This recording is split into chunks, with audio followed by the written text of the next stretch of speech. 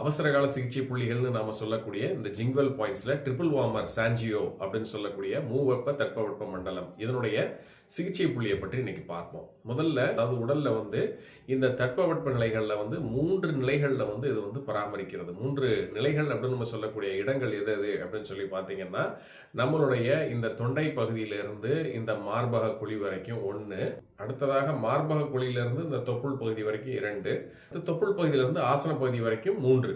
ஆக மொத்தம் இந்த 3 இடங்கள்லயும் பார்த்தீங்கன்னா மிக முக்கியமாக இந்த தட்பவெப்ப நிலை உடல்ல முறையாக பராமரிக்கப்படும். அப்ப இந்த உஷ்ண மிகுதி எங்க தென்படும் அப்படின்னு சொல்லி பார்த்தீங்கன்னா, நம்மளுடைய வாய், நம்மளுடைய காது பகுதி, நம்மளுடைய கண் பகுதிகளில் தென்படும்.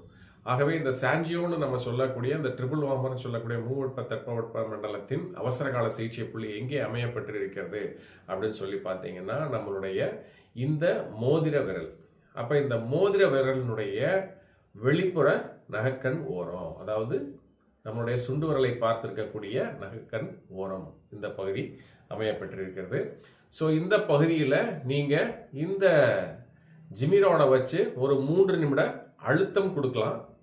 இல்லை அப்படின்னா நீடில் இன்சர்ஷன் பண்ணணும் அப்படின்னா அக்குபங்க்சர் நீடில் இந்த சில்வர் நீடில் 0.5 சூன்ல நீங்க அதை ஜஸ்ட் எடுத்து ஒன்று ஆப்ளிக் இன்சர்ஷன் பண்ணலாம், இல்லை அப்படின்னா பெர்பெண்டிகுலர் இன்சர்ஷனும் நீங்க இதில் பண்ணலாம்.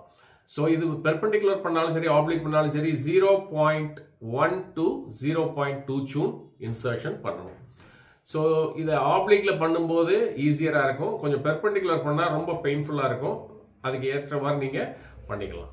ஸோ இப்போ பெர்பெண்டிகுலர் இன்சர்ஷன் பண்ணிட்டீங்கன்னா ஒன்ஸ் இன் 3 மினிட்ஸ் என்ன பண்ணணும், ஆக்டிவேஷன் பண்ணணும் 20 மினிட்ஸ்க்கு.